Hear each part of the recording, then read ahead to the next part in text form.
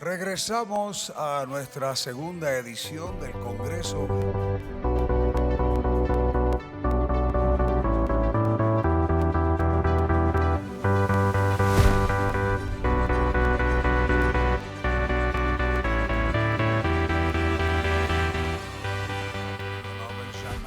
Gustave Leclerc en su primera ponencia o la apertura a este Congreso.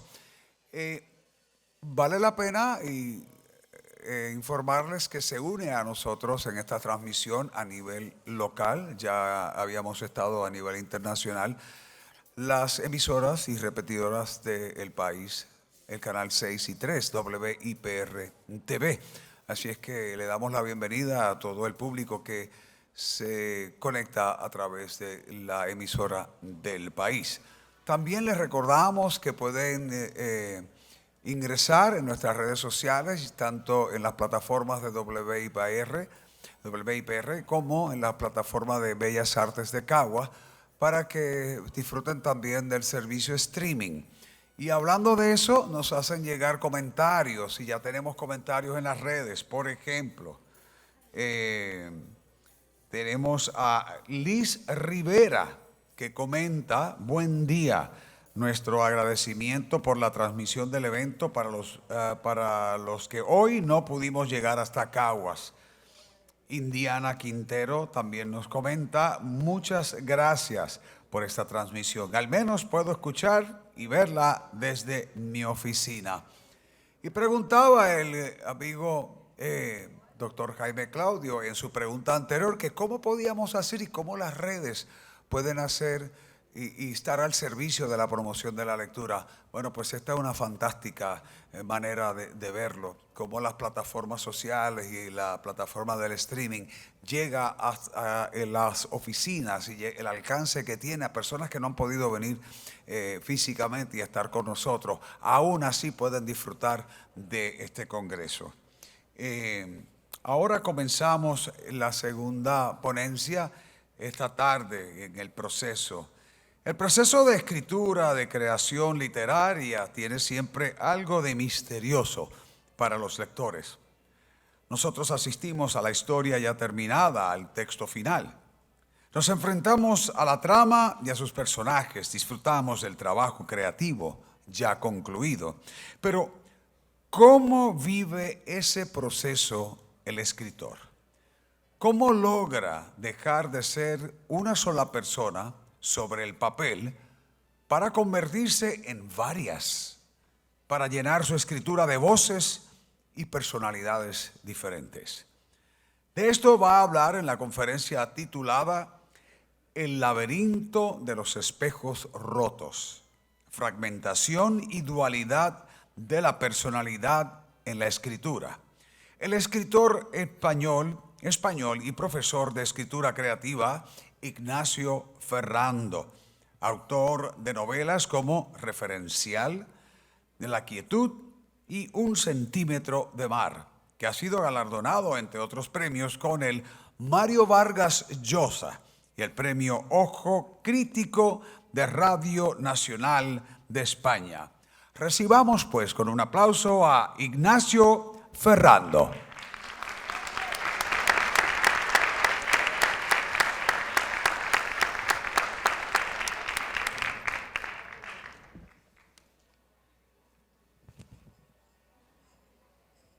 Bueno, hola a todos, buen día, me encanta estar aquí en esta maravillosa ciudad. Agradecerle a Helen San Pedro y a Ivonne Clash y a José Manuel Fajardo, bueno, pues que me haya invitado a estar aquí hoy con todos ustedes.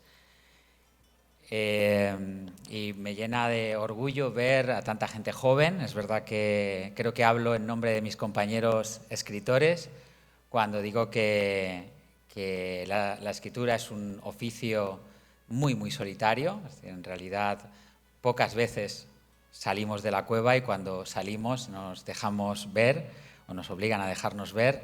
Pues nos encanta ver pues, que hay tanta gente joven y gente interesada en la escritura y gente interesada en la lectura.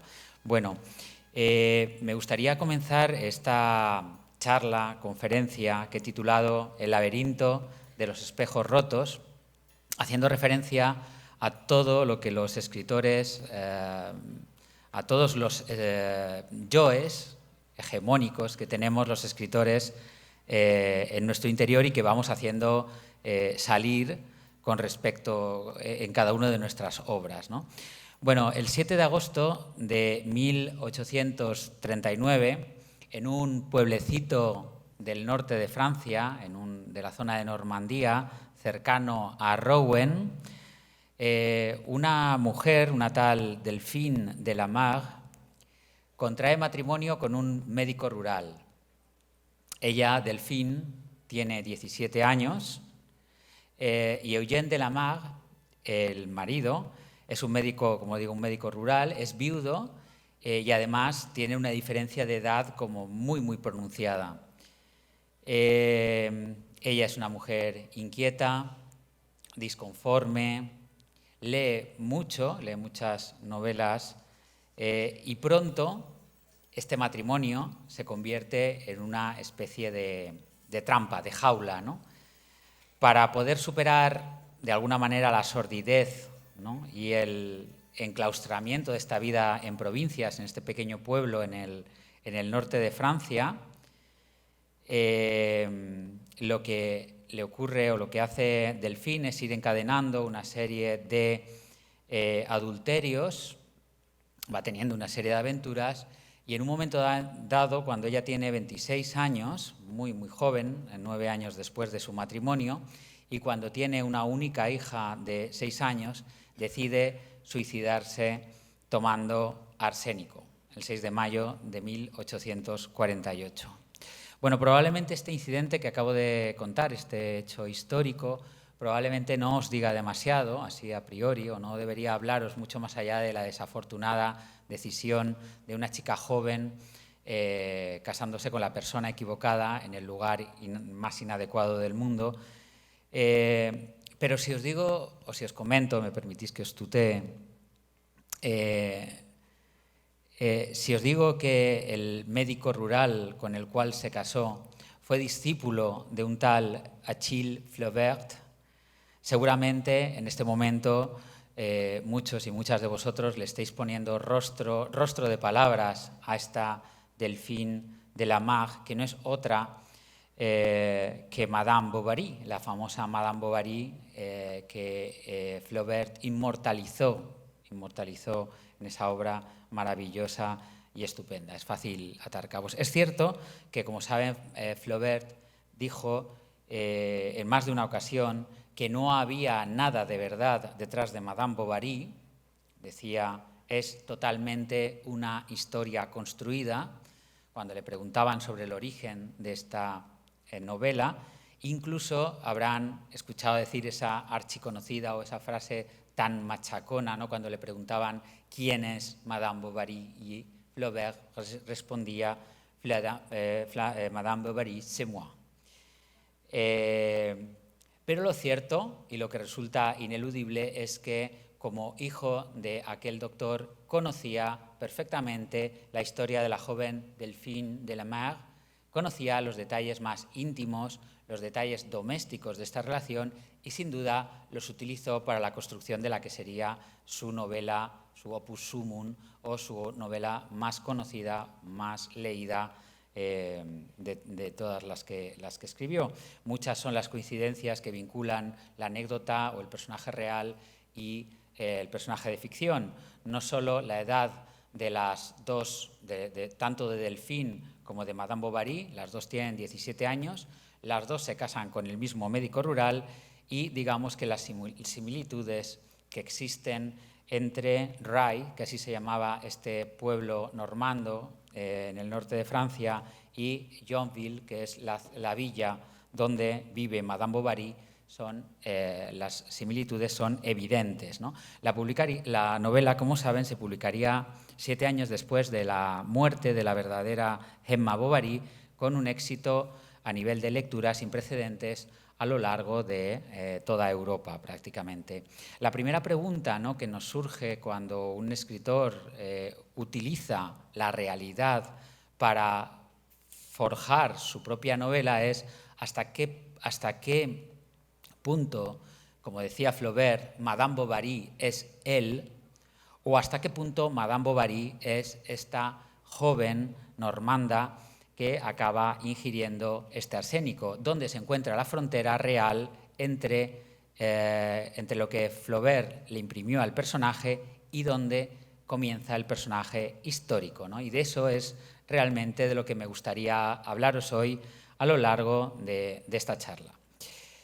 Bueno, 30 años después de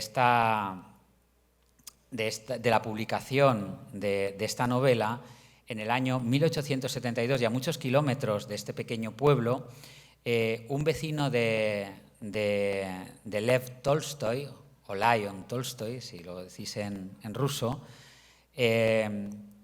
un vecino de Tolstoy dejó a la que entonces era su amante. Esta joven, cuyo nombre era Anna Stefanova Pigorova, despechada, casi enloquecida por los celos, acosada por el resquemor, va directa, corriendo hacia la estación de tren, en el cual en ese momento estaba llegando un tren, cruza las vías y se arroja a las vías y es arrollada completamente por este tren que estaba llegando. El cuerpo de Anna Stefanova es llevado a una especie de cocheras, un galpón que tenían por allí cerca, es desnudado y es colocado desnudo para que cualquiera que pase lo pueda identificar y pueda poner o decir quién era esta joven y se pueda avisar a sus propios familiares. Lev Tolstoy conocía a esta joven. Lev Tolstoy en esta época ya tenía 44 años, había escrito una de las que serían sus grandes novelas, o su gran novela. Había ya escrito Guerra y Paz, como sabéis, una novela realmente monumental, con más de 100 personajes, que habla sobre la guerra de Crimea. Es una novela muy, muy ambiciosa en todos los niveles, una genialidad de novela. Y estaba planteándose la escritura de su siguiente novela. Y es entonces cuando va a la estación y ve a esta chica desnuda, la ve allí tendida y escribe esa noche en su diario que quedó profundamente impactado por esta joven y por el cuerpo sin ropas y destrozado, ¿no? Digamos que este personaje, como todos habréis podido colegir o deducir de todo lo que yo acabo de decir, no sería otro que el modelo de Anna Karenina, ¿no? Por otro lado, es decir, hasta ahora hemos visto cómo los escritores nos solemos apoyar claramente en la realidad para construir nuestros universos, pero también es cierto que Tolstoy había leído la historia de Emma Bovary, y la había leído muy bien y le profesaba una gran admiración a Flaubert. Y es también influido por esta lectura por la cual Tolstoy decide escribir la historia de Anna Pidorova en forma de Anna Karenina, porque es muy difícil explicar que un escritor de digamos, ambición conceptual de Tolstoy decidiera cambiar de registro, cambiar la guerra de Crimea, las grandes gestas rusas, por una historia de corte mucho más intimista que hablaba de una mujer que abandona a su marido, que abandona incluso a su propio hijo y que tiene que pagar un altísimo precio por ello, un modelo de historia muy parecido al de Anna Karenina, al de Madame Bovary y por lo tanto al de Delphine de la Mer. Digamos que son estos dos elementos, la muerte de esta chica de Anna Stefanova Pirogova, así como la lectura de Madame Bovary, lo que le lleva a Tolstoy a escribir que sería su Anna Karenina, una de las novelas también más importantes de la literatura rusa. Quiero decir con todo esto, y a donde quiero llegar con estos dos ejemplos que he puesto, es que los escritores realmente, yo creo que construimos nuestros propios constructos ficcionales a través de dos vías. Una es la vida, no, al menos yo, y los escritores que tengo yo a mi alrededor en general, somos incapaces de crear de la nada y, por lo tanto, la vida es nuestra fuente de retroalimentación principal. Y la segunda vía es la ficción. Me atrevería a decir, haciendo un poco extensivo el ejemplo que acabo de poner de Tolstoy y de Ana Karenina, que nace de la ficción y nace de la realidad, de la coaligación de estas dos fuentes, me atrevería a decir que la historia de la literatura precisamente es este cadenaje, ¿no?, donde unas historias, donde la realidad genera una ficción y donde una ficción genera otra ficción que se alimenta de esa ficción y de la propia realidad, y así en una cadena constante de elementos que van dándose la mano y que surgen de aquello que Platón llamaba la semilla inmortal, ¿no? Es decir, el elemento primigenio del cual se van extendiendo todas las historias. Me gustaría también introducir un último ejemplo también sobre cómo unas historias alimentan otras historias y cómo la vida alimenta a los escritores, en este caso de la escritora inglesa Virginia Woolf, a la que yo considero la mejor escritora inglesa, el mejor escritor inglés o escritora de la primera mitad del siglo XX en Europa, por encima, mal que le pese a muchos joycianos. Creo que Virginia Woolf es una grandísima escritora y dentro de su obra, una de sus grandes novelas, para mí la mejor novela que tiene, en mi opinión, si no la han leído se la recomiendo muy fervientemente, es Alfaro. Es una novela que yo no me canso de leer, que no me canso de resignificar en cada una de las lecturas y que además tiene una lectura muy contemporánea. Los que conozcan la obra de Virginia Woolf sabrán que era una escritora modernista y que su obra está muy ceñida al elemento autobiográfico. De hecho, ella tenía una enfermedad, una psicosis maníaco-depresiva, lo que hoy llamaríamos enfermedad bipolar, que hacía que de vez en cuando escuchara la voz de su madre. En realidad lo que escuchaba era el peso de la tradición de la mujer victoriana que su madre representaba para ella, ¿no?, y a la que amaba desesperadamente, a pesar de que la perdiera muy joven. Son muchísimas la novela de Alfaro. Básicamente, a nivel argumental, prácticamente no tiene demasiada trascendencia, aparte de una anécdota que ocurrió en la vida real de la propia Virginia Woolf, como se puede ver en sus diarios, en la cual un hermano suyo, Adrián, le prohibieron ir a una excursión que tenían que realizar al faro. El niño quiere ir al faro y su padre impone que no, que el niño no puede ir al faro, y la señora Ramsay, que es de alguna manera el trasunto de la madre de Virginia Woolf, es la personificación de la madre de Virginia Woolf, es la que media entre ellos. Esto ocurre en la primera parte de la novela, y en la parte final de la novela, y creo que no destapo nada en esta novela si digo que la segunda parte de la novela es el viaje que se produce al faro y lo que ese viaje significa, ¿no? Pero digamos que en realidad lo que hace esta novela es contraponer o trabajar con la vida. Trabajar con la vida. La protagonista de esta novela es una pintora atormentada con la necesidad de plasmar o de pintar un faro, básicamente. La idea no es pintar un faro, la idea es pintar cómo ella siente el faro, cómo percibe el faro, no cómo es el faro, ¿no? Como saben, este es uno de los principios de la literatura modernista, la forma. La realidad no es la realidad es solo una percepción. ¿Cuál es mi percepción?, se pregunta Lily Briscoe, la protagonista de Alfaro. Y durante toda la novela ella se pasa buscando o tratando de reflejar ese faro. De fondo está la figura de la señora Ramsay, que es, como decía antes, la personificación de su propia madre, pero sobre todo es el ideal de la mujer victoriana, que vela por su familia, que es el faro, que es el centro, que unas veces ilumina y otras veces no, que es un poco de lo que está hablando constantemente la novela a través de esa metáfora tutelar que se encuentra en la novela y que, digamos, adquiere múltiples significados atendiendo de cuál es el personaje a través del cual producimos la interpretación de este gesto. Las similitudes que existen entre la vida de Virginia Woolf y Alfaro prácticamente son, yo diría que en realidad la Alfaro puede leerse como una novela sobre la vida de la propia Virginia Woolf.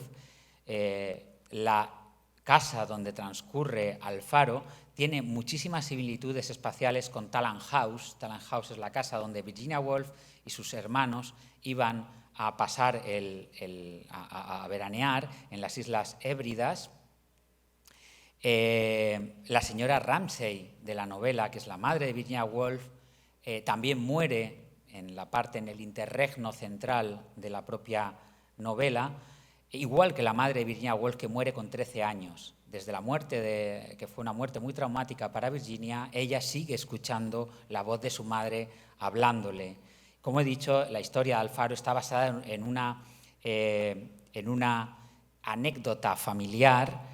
Incluso Vanessa Bell, que es la hermana de Virginia Woolf y también poeta, dice que cuando leyó Alfaro tuvo la sensación de que la señora Ramsay, aquí descrita, era, dice literalmente, como si su madre se hubiera levantado de entre los muertos, ¿no?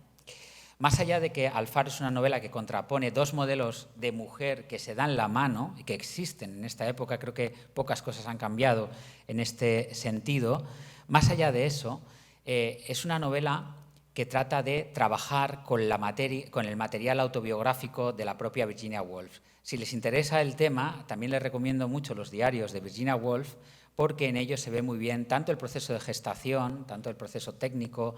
Era una escritora muy técnica, maravillosamente técnica, así como la necesidad que tiene de hablar y de liberarse de esta historia. Solo cuando se produce la muerte de la señora Ramsay, Lily Briscoe, al final del relato, es capaz de representar el faro. Ella, con 59 años, como saben, y como Anna Pirogova y como Delphine de la Mer, se suicida el 28 de marzo de 1941, llenándose los bolsillos de su chaqueta de piedras y entrando dentro del río Ouse, se llama el río Ouse, un poco imitando también, tomando como referencia a la Ofelia shakespeariana. La Ofelia shakespeariana es este personaje que representa un poco una cierta inocencia mancillada y que acaba... Y digamos que Virginia Woolf, imitando a este personaje, lo que hace es meterse en el río y morir.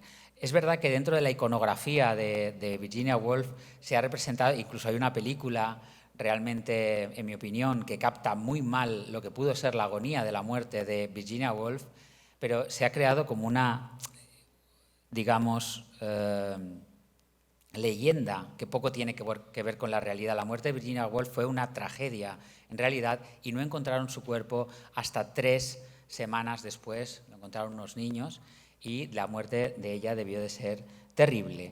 Lo que quiero decir con estos 3 ejemplos es que toda la literatura, en realidad, surge de la vida y se retroalimenta de otra literatura. El escritor checo Milan Kundera lo expresó muy bien en El arte de la novela. Dijo sobre los escritores, dijo que los novelistas, dice, el novelista derriba la casa de la vida para, con sus piedras, construir la casa de la novela. El novelista derriba la casa de su vida para, con las piedras, construir la casa de la novela. Y creo que no hay nada más cierto que todo esto, ¿no? De hecho, yo creo que los escritores deberíamos plantearnos o deberíamos empezar a cuestionar el concepto de autoría, ¿no? Hay estos escritores teóricos franceses estructuralistas como Foucault o como Barthes, etcétera, etcétera. Es decir, todos estos, me gusta llamarles terroristas dialécticos para que nos entendamos. Ya dijeron, yo creo que de una manera bastante irónica, ¿no? Decían que el autor no existe, refiriéndose a esta especie de egocentrismo que hace que los escritores absorban todo lo que tienen alrededor. Decían que el autor no existe, sino que la escritura es siempre un proceso colaborativo que surge de una colectividad cultural, ¿no? La escritora Mary Ann Evans, más conocida como George Eliot, también desde un punto de vista irónico llegó a decir que quizá deberíamos empezar a hablar o a reconocer lo que ella llamaba los principios comunistas de la autoría. Comunistas en cuanto a que había una sociedad, había todo un constructo alrededor de la obra creativa. Una cosa es la originalidad, decía, y otra cosa es la autenticidad. Una cosa es la originalidad y otra cosa es la autenticidad. La originalidad, entendida como algo que surge de la nada y que se proyecta hacia la nada, es imposible. No existe. La originalidad como concepto es una panacea. No creamos de la nada, o como os decía antes, yo desde luego soy incapaz de crear de la nada. Y me gustaría empezar ahora a continuación a hablar de los mecanismos de la construcción de la ficción, ¿no? La originalidad es imposible, pero la autenticidad creo que debería ser la única aspiración de un escritor. De hecho, yo me atrevería a decir que hay dos grandes tipos de escritores. Bueno, en realidad solo hay un tipo de escritor para mí, que es aquel que en sus preceptos estéticos lo primero que se plantea es este concepto de autenticidad, de querer ser auténtico, ¿no? ¿Qué es ser auténtico? Es una buena pregunta que yo creo que todo escritor debe formularse, ¿no? ¿Cómo soy yo como escritor, ¿no? ¿Cuál es mi tema? ¿Cuál es mi compromiso estético? ¿Qué soy yo como escritor? Lo digo porque hay muchos escritores, sobre todo actualmente, que no solo no persiguen esta autenticidad, sino que se limitan a repetir, digamos, modelos que saben que funcionan. Y cuando digo que saben que funcionan, me refiero al hecho de que desde un punto de vista crematístico les funcionan, ¿no? Pero digamos que la autenticidad o la necesidad de ser auténticos debería de ser un punto de partida de cualquier escritor. Es verdad que luego conseguiremos o no conseguiremos ser auténticos, pero en realidad eso es lo que menos importa de todo. Probablemente nos demos cuenta de que no somos nada auténticos y de que somos lo que somos, pero solo el punto de partida, esa ambición que impone esa autenticidad, me parece que debería ser el punto de partida de toda obra literaria. Quiero decir con esto que en realidad los escritores tenemos una gran fortuna, que es la posibilidad de vivir infinitas vidas, ¿no? De habitar multitud de cuerpos. Yo me he dado cuenta con la historia de todas las novelas que he escrito, de que aunque en un principio tenía la sensación de ser capaz de manejar a todos estos personajes con una cierta distancia, en realidad estos personajes, todos ellos hablaban siempre del mismo tema y hablaban siempre del mismo personaje. Ya podía vestirlos de hombres, de mujeres, de lo que fuera, de ingenieros, de antropólogos, siempre estaban hablando de la misma cuestión. Eran, por decirlo de una manera sencilla, el mismo cuerpo con ligeras variaciones, ¿no? Un poco como decía Antonio Tabucchi en Sostiene Pereira, es como si dentro de cada uno de nosotros, cada uno de ustedes, existieran muchos yoes diferentes en los cuales siempre hubiera un yo hegemónico que trata de pujar o de prevalecer contra los otros, ¿no? Pues digamos que el proceso creativo tiene mucho que ver con esta idea de habitar estos cuerpos al antojo, ¿no?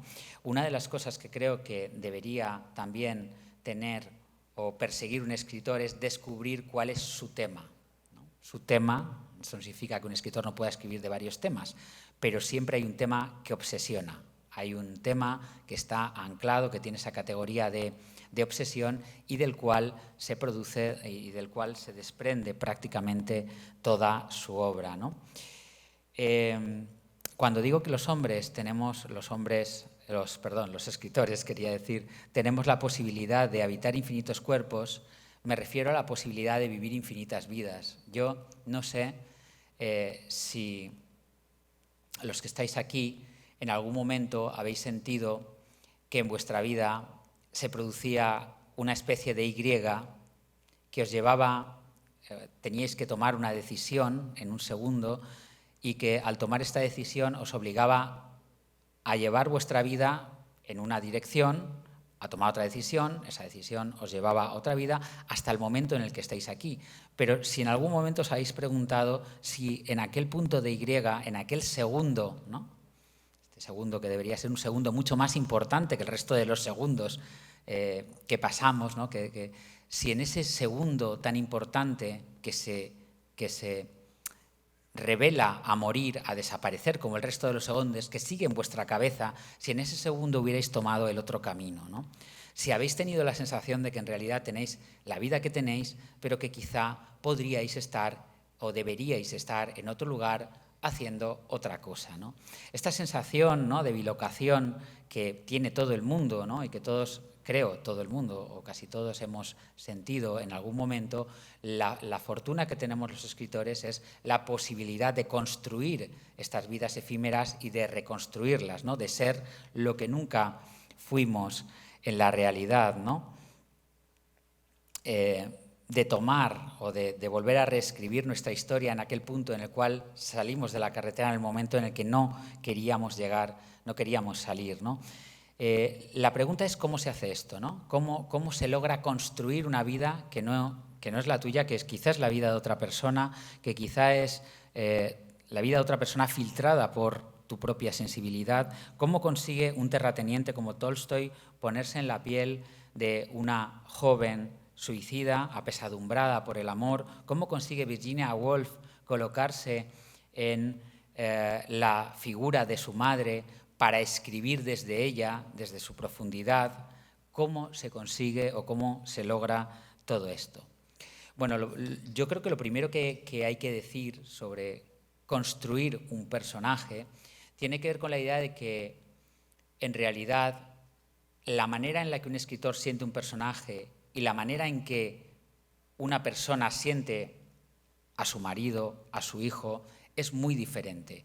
En la realidad, nosotros percibimos del otro el modo en que se mueve, lo que dice, cómo se expresa, y a partir de estos indicios nosotros interpretamos pues qué puede estar pensando esta persona, qué podría llegar a hacer esta persona, pero digamos que nunca llegamos a conocer a las personas que tenemos al lado, por más que pensemos que es así. Imagino, de nuevo, que en algún momento habrán sentido esa sensación, ¿no?, cuando están en el salón de sus casas, viendo la televisión, ¿no? Entonces están sentados al lado de la pareja con la que llevan la intemerata de años, ¿no?, o están con su hijo, ¿no?, y en realidad le miran y le ven como un absoluto extraño, ¿no?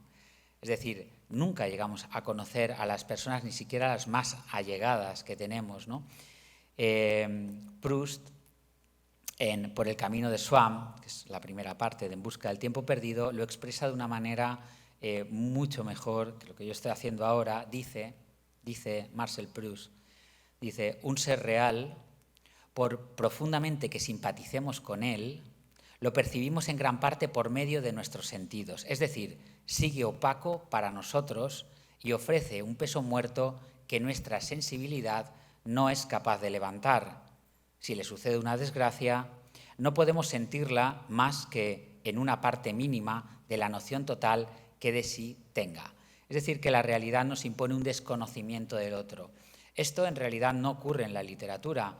En realidad, cuando se produce ese solapamiento entre lo que el escritor es y el personaje histórico o la influencia de otra literatura en él, sí llegamos a conocer perfectamente o creemos conocer perfectamente al final del proceso de la escritura quién es este protagonista. Hay una escena que voy a rescatar que siempre me ha hecho muchísima gracia, de Ana Karenina, que permite que veamos, como hacía Tolstoy, ¿no?, perfectamente, que pensemos, que nos coloquemos perfectamente en la piel de Karenina y sintamos como siente Karenina, como nunca podemos ponernos en la piel de nuestro hijo o de nuestra pareja, pero en el caso de Tolstoy, cuando Ana Karenina regresa de nuevo a Moscú y se reencuentra con su marido, claro, pueden imaginar cómo estaba el marido esperándola llegar después de haberle sido infiel y de haber tenido esa aventura con el conde Bronsky, etcétera, etcétera. Y entonces ella llega de nuevo a la estación, saben que es un lugar muy icónico en esta novela, y entonces Ana Karenina desciende del tren y lo primero que ve es a su marido, a Karenin. Le ve ahí en el andén plantado y con una cara que tenía que ser como, bueno. Y escribe Tolstoy, esta escena la escribe Tolstoy de la siguiente manera, dice: se apeó del vagón en cuanto el tren se detuvo y el primer rostro que le llamó la atención fue el de su marido. ¡Ay, Dios mío! ¿Por qué tendrá esas orejas? Se dijo al ver su figura imponente y fría y sobre todo los salientes cartílagos de las orejas en los que se apoyaba el ala del sombrero. Más allá de la ironía, voy a repetir esta frase porque es muy importante. Dice los salientes cartílagos de las orejas en los que se apoyaba el ala del sombrero. Bueno, yo no sé si alguna vez se han fijado en los salientes cartílagos de las orejas de quienes tienen al lado, pero probablemente, si lo han hecho alguna vez, no es algo que les recomiende demasiado, probablemente hayan sentido exactamente lo que sintió Anna Karenina cuando bajó del tren, un sentimiento probablemente pleno, preciso, absoluto de repulsión. Tolstoy podía hablar de la actitud distante y fría de Karenin, podía hablar podía haber hecho una escena melodramática, pero simplemente se fija en el crecimiento exorbitado de los cartílagos de la oreja de su marido. Pero yo veo esta imagen, inmediatamente siento lo que siente Anna Karenina al llegar ese día. Sentimos a Anna Karenina y nos transformamos en Anna Karenina. Podríamos decir, con riesgo de sonar demasiado pomposos, ¿no?, que a través de la escritura, pero también a través de la escritura, porque es un viaje de doble dirección, podríamos decir que nos brinda la posibilidad de establecer una jurisdicción emocional sobre la vida, sentir la vida plena, sentir lo que el otro siente. Quizá por eso esto explique por qué nos fastidia tanto muchas veces cuando leemos, nos fascina una de estas novelas que nos encanta, ¿no?, como algunas de las que hemos comentado hasta ahora, y entonces se hace la adaptación cinematográfica de la obra y vamos a ver la película y decimos, no, es que en mi cabeza Anna Karenina no era la que tú me has puesto, ¿no?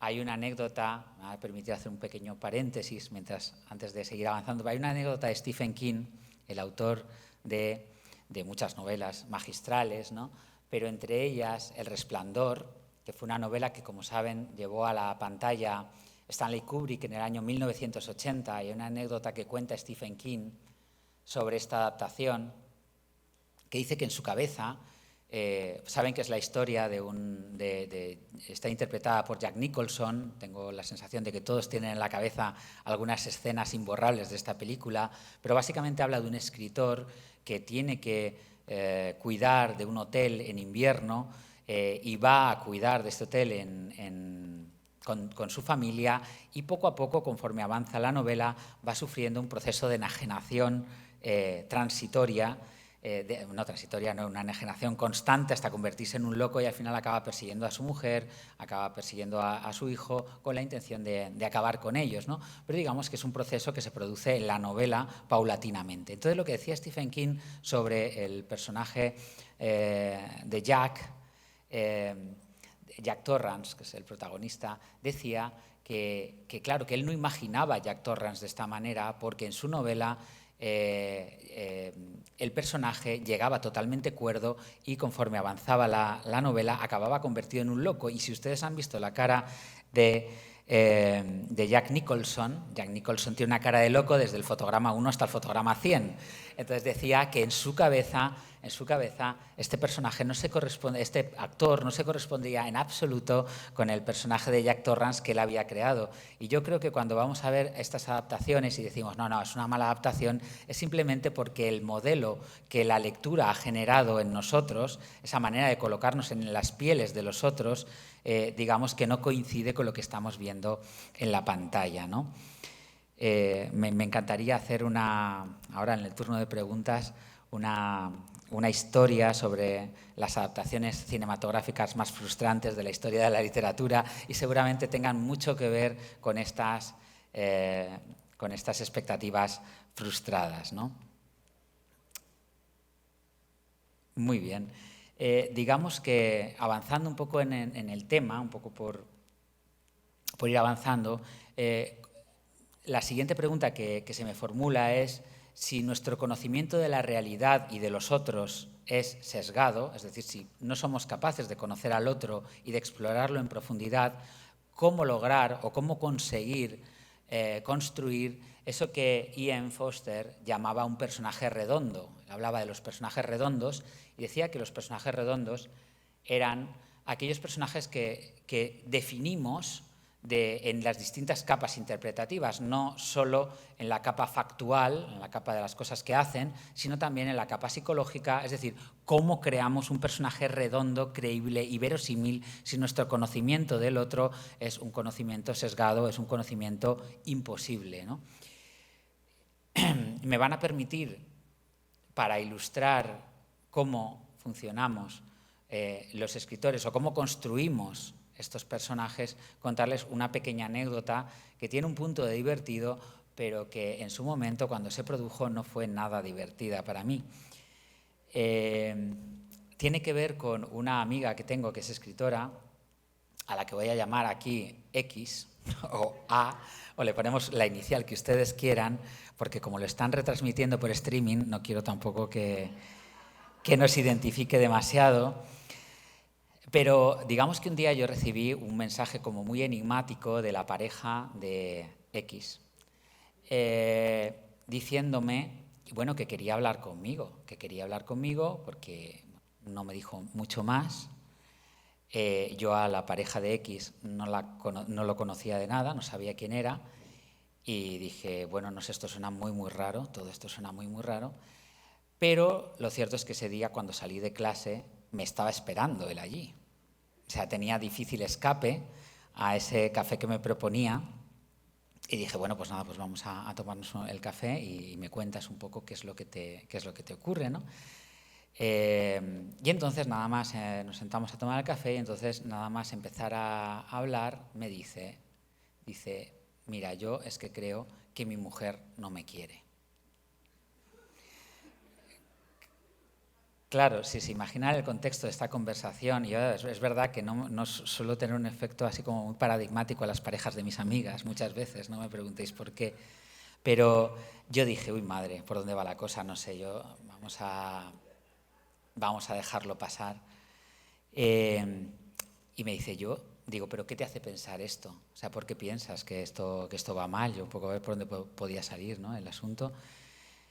Y me dice, mira, yo es que le dije, ¿va bien las cosas en casa? ¿Estáis bien y tal? Me dijo, sí, no, en casa estupendo, ¿no? Nos llevamos muy bien y nos entendemos muy bien y tal. Digo, entonces, no entiendo. Dice, mira, yo es que cada vez que salgo en una de sus novelas, siempre salgo calvo y gordo. Y además no levanto la tapa del retrete. Estaba muy ofendido con el tema de que en sus novelas él no levantaba el retrete, porque él decía que levantaba el retrete siempre y tenía mucho cuidado con esto. Es decir, vivía condicionado por el modo en que su mujer creaba los personajes, ¿no? Y entonces, claro, yo respiré ahí muy aliviado. Dije, bueno, ¿qué es eso? Le dije, mira, yo te voy a explicar un poco cómo hago yo, cómo creo los personajes, y sospecho que tu mujer debe hacer cosas parecidas, ¿no? Por lo que digo, un poco repitiendo ya por tercera vez, ¿no?, que creo que es lo importante de esta obra, de este ciclo que tiene que ver con habitar al otro. Los escritores no escribimos de la nada. Entonces yo estoy convencido de que cuando tu mujer quiere hablar de un matrimonio hastiado, de un matrimonio que ya está en una época crepuscular, es incapaz de escribir desde la nada.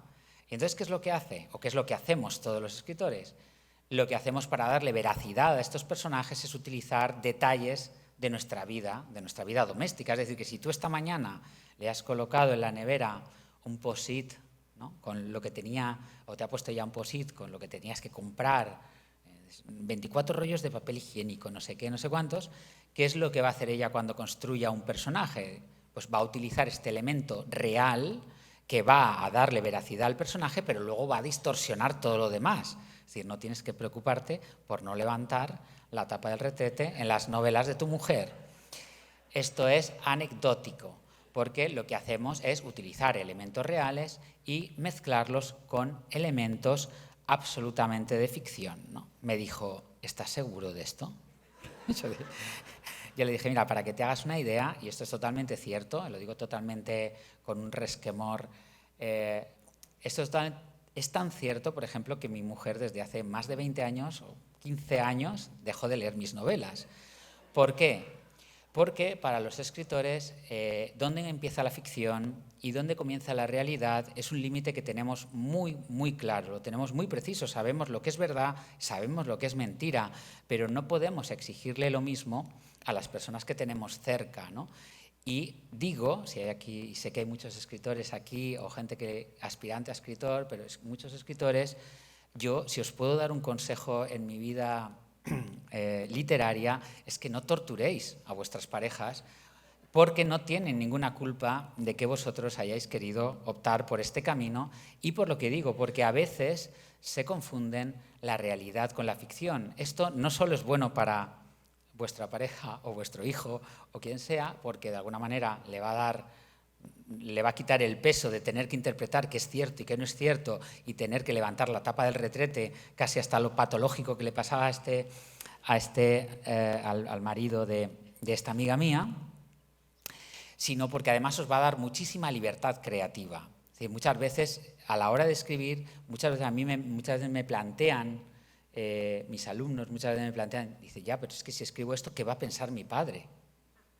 Y yo siempre les digo, bueno, pues espera que tu padre lea tu novela, esto es lo primero, pero si la leyera no pasa nada, es decir, no puedes escribir con el peso de alguien que va a decir, oye, es que esto es real o esto no es real, ¿no?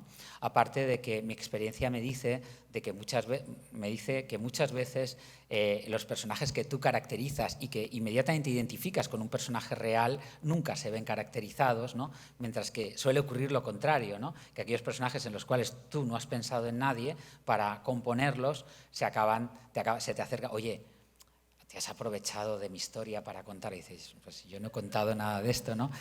Decía Cheever que en realidad la ficción solo es una forma de criptobiografía, ¿no? Y que si leemos cualquier novela de cualquier escritor será muy fácil que vayamos rastreando los distintos indicios, ¿no?, que acaban ligando la historia. El propio Tolstoy, recuerdo que en Guerra y Paz decía que él no había inventado un solo protagonista de Guerra y Paz, de los 100 que tiene, sino que todos ellos eran familiares que él tenía, familiares o conocidos que él tenía, ¿no?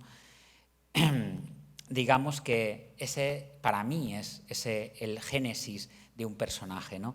Es cierto que una vez que el personaje tiene su semilla, has creado, digamos, el elemento seminal, los personajes tienden a comportarse como los niños, si me permiten un poco la similitud, no como los niños en cuanto al grado de inmadurez ni nada de esto, sino a que un niño cuando nace tú puedes controlar algunas variables, pero en cuanto germina, en cuanto crece, inmediatamente lo hace de una manera un tanto arbitraria. Digamos que los escritores, o por lo menos a mí me ocurre, solemos perder el control del personaje una vez este personaje ha sido creado o surgido de la nada, ¿no? Digamos que es la manera más maravillosa de jugar a ser dioses, ¿no? Como decía Thomas Mann, hablaba del imitatio Deo, ¿no?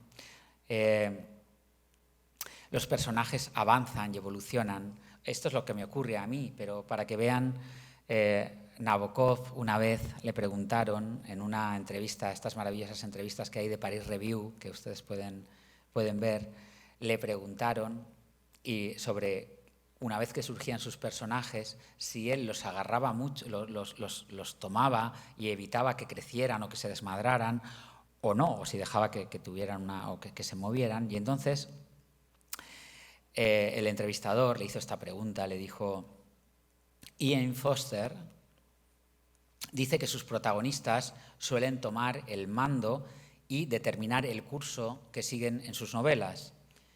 Y le preguntaba, dice, ¿ha tenido usted algún problema ¿O por el contrario, le gusta mantener el control absoluto de su situación? Y Nabokov, que era todo un personaje, le respondió al periodista, dice, de la obra de Foster solo conozco una novela, que por cierto no me gusta nada. Dice, pero volviendo al tema, la tontería de que los personajes se desmandan no la inventó él.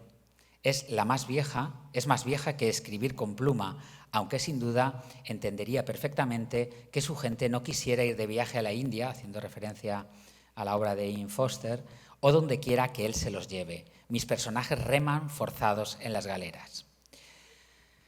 Bueno, digamos que en realidad, yo me quiero ver la cara del entrevistador o la entrevistadora que le hizo esta pregunta, porque debió ser como... Pero es cierto que entre los escritores están estas dos posturas, ¿no? La postura de que los personajes crecen, se desmandan, se enamoran, se van por donde ellos quieren, y luego la postura, por ejemplo, Almudena Grandes me solía decir que ella controlaba mucho, le gustaba mucho controlar los personajes. Me decía, cuanto más mayor me hago, me decía, menos me gusta perder el tiempo, me decía ella, ¿no? O sea, digamos que están como esas dos posturas, ¿no? Una vez que has creado ese juego de imitación, ¿no?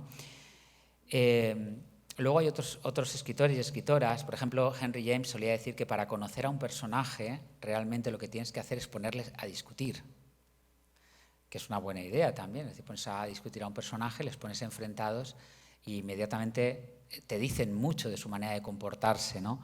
O, por ejemplo, la escritora Edith Barton solía decir que a ella le encantaba conocer a sus personajes y que para hacer esto lo que hacía era colocarlos, los ponía desnudos a desayunar en la cama. O sea, para que vean ustedes cómo están las cabezas entre los escritores, ¿no? Cada uno tiene sus patologías, pero digamos que cada escritor tiene su mundo, su manera de hacer las cosas.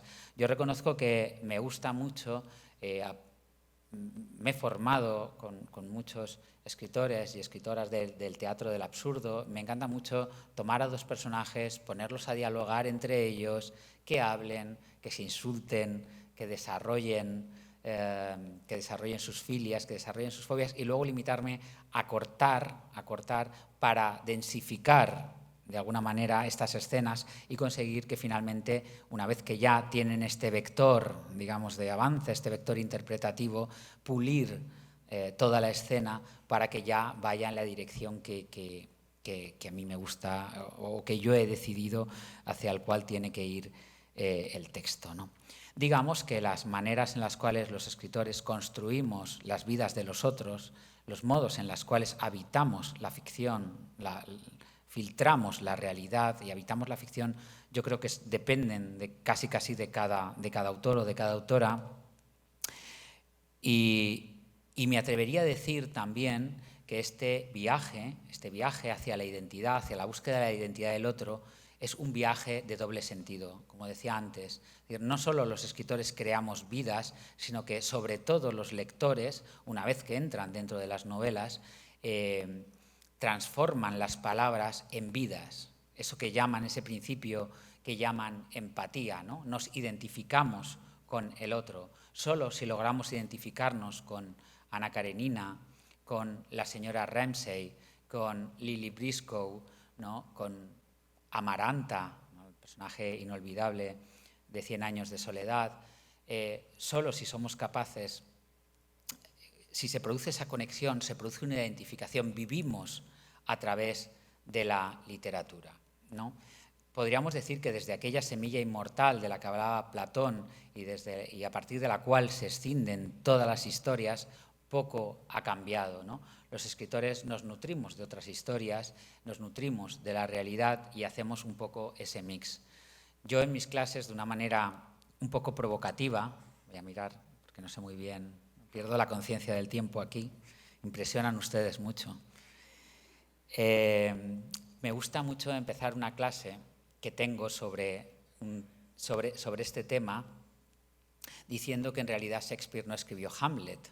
Me gusta mucho decir que esta obra, que para mí es una maravilla, aparte del Quijote, pero Quijote ya Le Clésiaux ya lo ha descompuesto maravillosamente. ¿Por qué? Porque en realidad Shakespeare básicamente no escribió ninguna de las historias, ninguna de las tragedias inmortales que nos han llegado hasta hoy es de su autoría directa. Me refiero a la trama. Por ejemplo, Romeo y Julieta, que es una de mis debilidades, tengo que decir, siempre lo digo, para mí, yo soy hamletiano, eso que quede claro, pero Romeo y Julieta es que es Romeo y Julieta. Pero Romeo y Julieta la idea seminal de esta tragedia no es de Shakespeare, sino de las Metamorfosis de Ovidio, donde, como saben, hay dos hermanos, Príamo y Tisbe, que no pueden amarse, viven los dos a ambos lados de un tabique, y hay una grieta en ese tabique, y entonces los dos hermanos se hablan a través de esta grieta y se declaran su amor, y digamos que es un amor imposible, ¿no? Que es un poco lo que es Romeo y Julieta, y finalmente estos dos hermanos deciden escapar, y a la hora de escapar, pues ella se encuentra con un león, sube a un árbol para protegerse del león, y un trozo de su prenda queda enganchada en una de las ramas. Cuando Príamo se acerca y ve que hay un trozo de la túnica de Tisbe, piensa que la ha devorado el león y entonces se quita la vida. Y cuando Tisbe ve a Príamo muerto, se quita también la vida. Bueno, todo esto le suena muchísimo, ¿verdad? Es decir, es la historia de Romeo y Julieta, exactamente la misma. O Hamlet, por ejemplo, surge de una leyenda escandinava del siglo XII, de Saxo el Gramático. Si ustedes leen esta leyenda, verán que habla de un príncipe cuyo tío mata a su padre, se casa con su madre, y que él enloquece, y no sabemos muy bien por qué enloquece, ¿no? Es exactamente el mismo argumento que Shakespeare utiliza para Hamlet, ¿no? ¿Significa esto, o esto le resta un ápice de genialidad a el bardo, a William Shakespeare? Es una pregunta que me gustaría dejar ahí en el aire, porque lo cierto es que nunca hubiéramos conocido, no sé hasta qué punto conocían a Saxo el Gramático ustedes hoy aquí, pero ¿hasta qué punto conoceríamos a Hamlet si solo hubiera pervivido esta leyenda? ¿Hasta qué punto conoceríamos la historia de Anna Pigdorova sin la historia de Anne Karenina, o la historia de Delphine de la Mar sin Madame Bovary, o de Julia Stephens, que es la madre de Virginia Woolf, sin la señora Ramsay? Obviamente, sin estas novelas, sin estos escritores que reinterpretaron la realidad y la hicieron suya, jamás hubiéramos llegado a conocer estos fragmentos de realidad. Y me gustaría terminar en este punto un poco cediendo también la voz a los que estáis aquí. No sé si os surgen preguntas sobre todo esto que hemos dicho, y sobre todo esto que hemos comentado. Muchas gracias.